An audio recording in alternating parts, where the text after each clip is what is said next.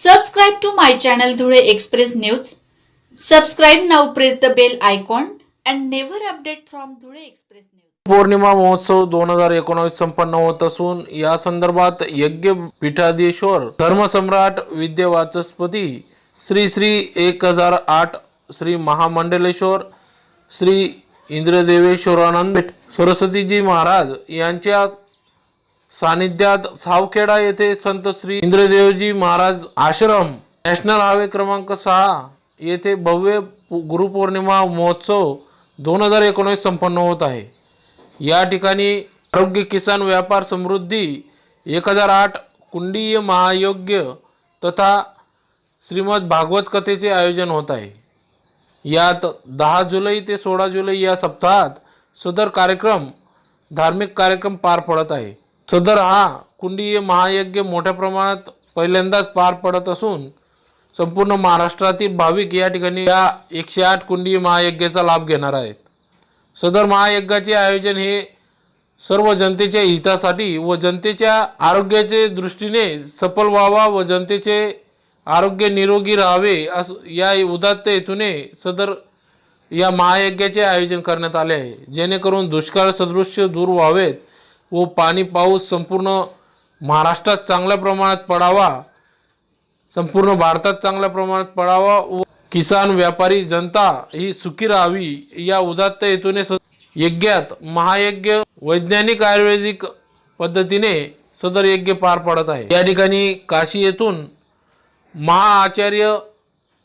आचार्य या ठिकाणी मोठ्या प्रमाणात यज्ञात सहभागी होत असून तसेच आरोग्य आदर्श भोजन शिबिर देखील या ठिकाणी होणार आहे, जेणेकरून रुग्णांचे या ठिकाणी उपचार होणार आहेत।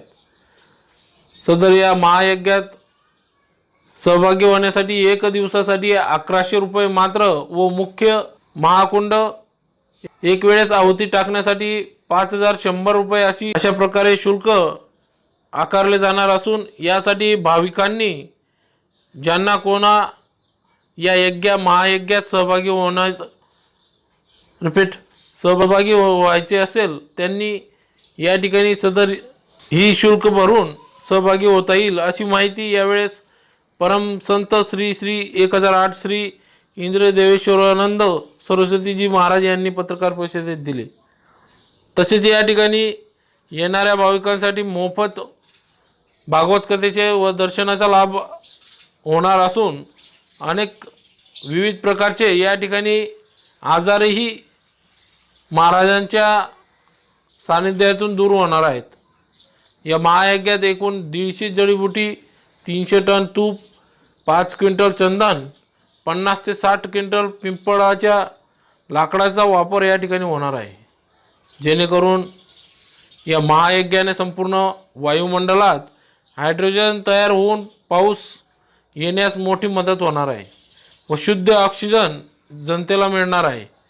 या ठिकाणी 4 वेद मंत्र देखील जपले जातील।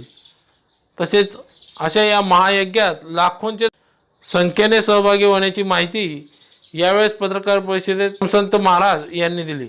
91 88 059 60 202 व 91 88 059 70 202 या क्रमांकावर संपर्क साधावा असे आवाहन देखील मुख्य आयोजक श्री उमाकांत देशमुख, संजय सावले, चंद्रहास घरत, राधिका सेठिया, कौतिक पाटील यांनी केले आहे। तरी मोठ्या संख्येने लाखोंच्या संख्येने भाविकांनी या महायज्ञाचा लाभ घ्यावा। अप्रैल से लेके आज तक मंडप का काम चालू है। लगभग 150 से ज़्यादा टॉयलेट बनाए नए, उतने ही बाथरूम नए बनाए हैं।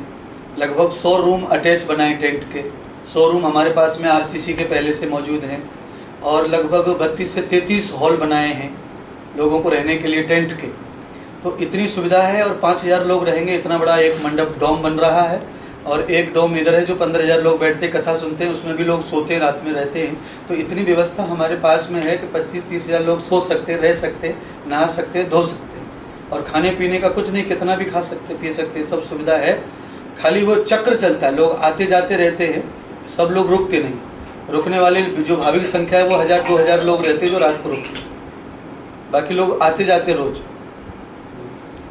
कितने दिन का? 7 दिन का है। श्रीमद् भागवत कथा इसमें दोपहर को 4 बजे से टेलीकास्ट है सत्संग और संस्कार टीवी पर, और रात को 8 बजे से वृंदावन की महारासलीला भी है।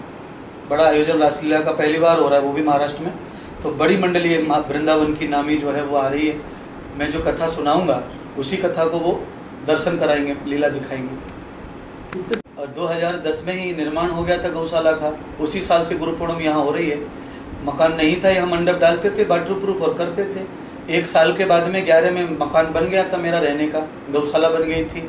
सत्संग हॉल जो 15,000 लोग मैं बोल रहा हूँ वो बन चुका था। तो जब से ही चल रहा है, 10 साल लगभग पूरे हो गए यहाँ पे आश्रम को बने हुए और कार्यक्रम को होते हुए। साल में 2 बार कार्यक्रम होता है, या गुरु पूर्णिमा का होता है, और 1-2 फरवरी को मेरा बर्थडे होता है, उसमें भी इतना ही रहता है आयोजन। और सुबह 7 बजे से हर रोज़ नाड़ी परीक्षण और औषधालय का काम चलता है। 2 घंटे में सेवा करता हूँ मरीजों की, दवाओं की। और सुबह 6 बजे से महायज्ञ होता है रोजाना, शाम को 6 बजे यज्ञ होता है। औसत जड़ी बूटी मैंने जो मंगाई है, बनाया है मटेरियल, तो 3,000 रुपये किलो की जड़ी बूटी है वो।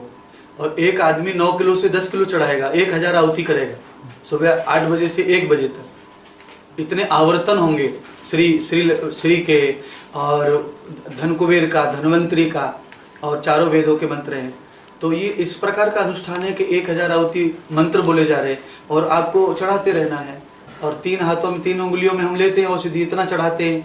तो हम ऐसा पकड़ते हैं 12 ग्राम 10 ग्राम भी चढ़ाते हैं, तो 1,000 बार चढ़ाना है उनको।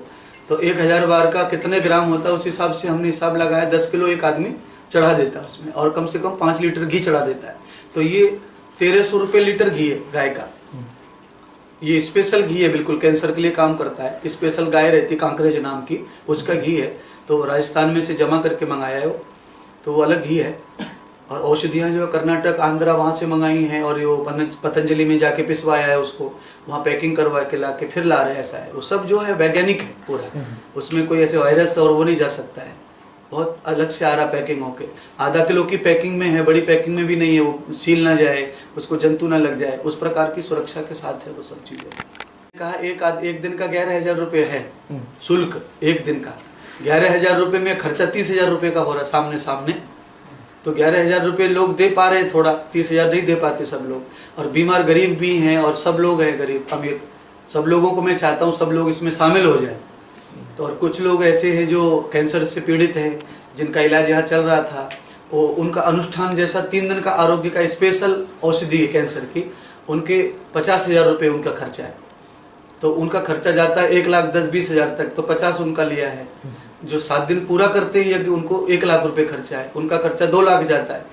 1 लाख रुपये का तो रूम बनाए, अटैच लेटरिन बाथरूम, वो खर्चा उनका ही है। मैंने लिया 1 लाख रुपये ये उनसे, और 1 लाख से 20,000 की तो सामग्री घी चला रहे, और 1 लाख का रूम फ्री का उनको दे रहे। तो इसमें 4-5 आयोजक लोग भी हैं जिन्होंने थोड़ा पैसा ज़्यादा डाला है, उससे वो कवर होके पूरा हो जाएगा। और कुछ कम पड़ेगा तो आश्रम और संस्था उसको पूरा करेगी, क्योंकि इस आश्रम का अभियान ही यही है। इस आश्रम का मेरा अभियान ही, मेरा जब से जीवन है तब से मैं आरोग्य के काम करता हूँ, पढ़ा डॉक्टर हूँ, तो इसलिए मेरा सुबह से वो काम ही रहता है डॉक्टरी का भी, औषधियों का। हम लोग खुद महीने में पूरा क्योर कर देते हैं। कोलेस्ट्रॉल, बीपी, शुगर, ये सब 1 महीने में खत्म हो जाता है, दवा लेनी नहीं पड़ती। हम नेचुरोपैथी और श्वसनपैथी से, आदर्श भोजन पद्धति से सारे रोग खत्म कर देते हैं। कैंसर की भी दवा हमने किसी को दी नहीं है, केवल आदर्श भोजन चेंज करने से हम ठीक कर लेते हैं उनको। यही पद्धति हमारे ऋषियों की है, मेरा कोई चमत्कार नहीं है वो।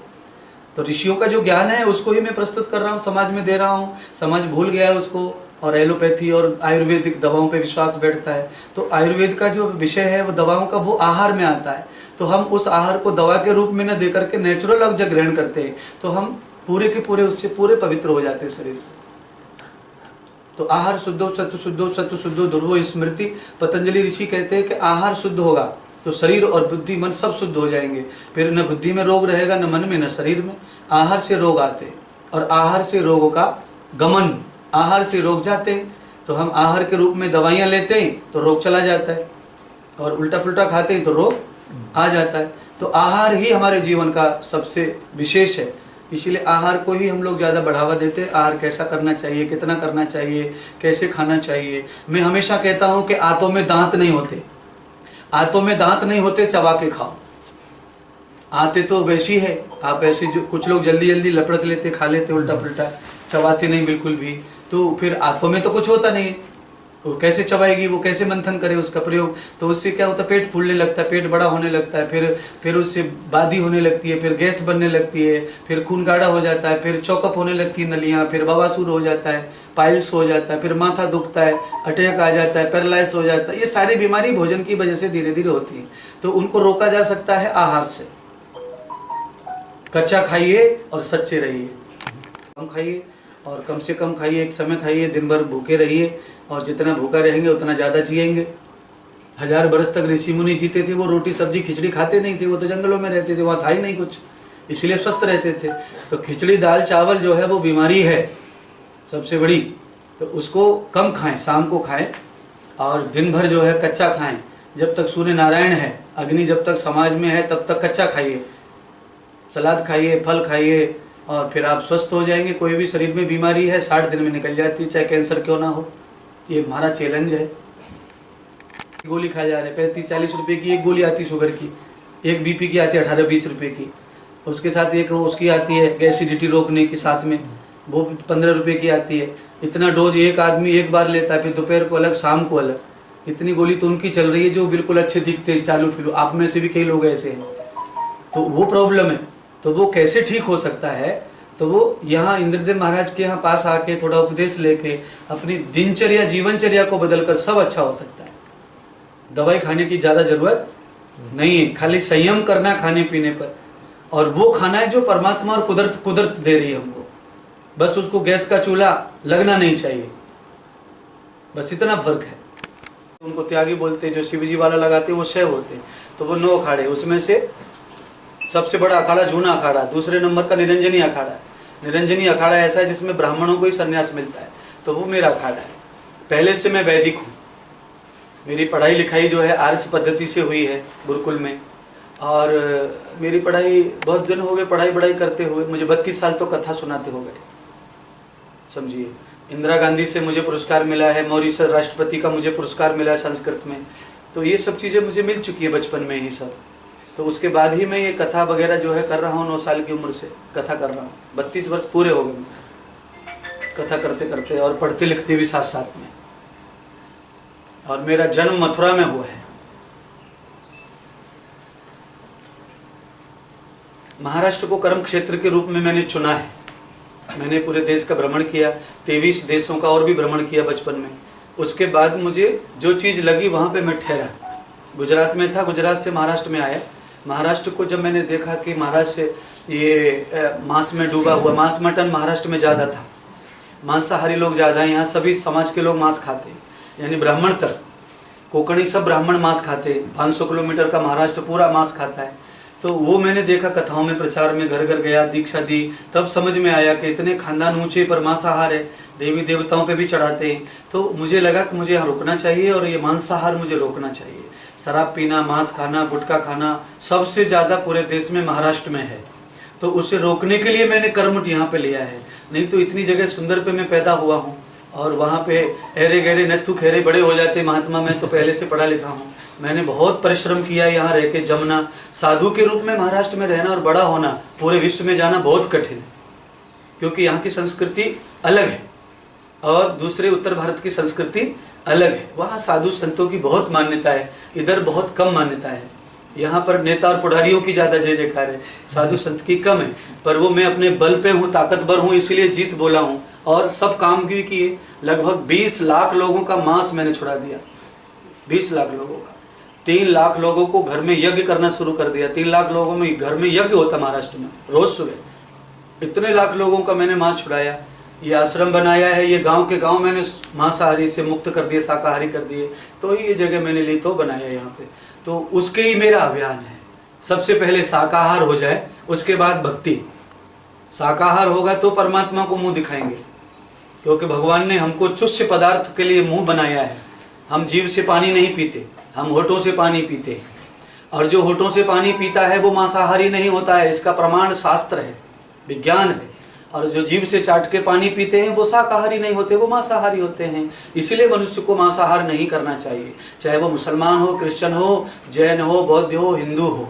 जो होठों से पानी पीते हैं वो शाकाहारी होते हैं। उसका परमात्मा को जवाब देना ही पड़ेगा, चाहे अल्लाह हो और चाहे गॉड हो, चाहे ईसा हो। जवाब तो भगवान लेगा ही। कैंसर, शुगर, थायराइड ऐसी घनिष्ठ बीमारियों के लिए विश्व में पहली बार ये महायज्ञ हो रहा है। और इस महायज्ञ को संत श्री इंद्रदेव महाराज आश्रम पारोला, हाईवे नंबर 6, जिला जलगांव स्थापित कार्य पूरा किया जा रहा है। 10 जुलाई से 16 जुलाई गुरु पूर्णिमा निमित्त ये महायज्ञ हो रहा है। इस महायज्ञ में सभी लोग आएं और आरोग्य को धारण करें। रोग मुक्त अभियान से जुड़कर आप अपने जीवन को सफल बनाएं और राष्ट्र को उन्नत बनाएं, ऐसी मेरी प्रार्थना है। सबको बहुत बहुत आमंत्रण करते हैं, सब लोग इस महायज्ञ में पधार कर लाभान्वित हों। बहुत बहुत धन्यवाद। जय श्री कृष्ण, जय श्री राधे। इस यज्ञ में जिनको भाग लेना है उनके लिए ये अनुष्ठान है। औषधि और जड़ी बूटियों का एक तरह का ये आयुर्वेदिक प्रयोग है रोग ठीक करने का। उसके लिए हमने शुल्क रखा है। जिन लोगों को यज्ञ में बैठना है वो एक दिन की फीस 11,000 रुपये है। जिनको 3 दिन का अनुष्ठान करना है उनका 51,000 रुपये है।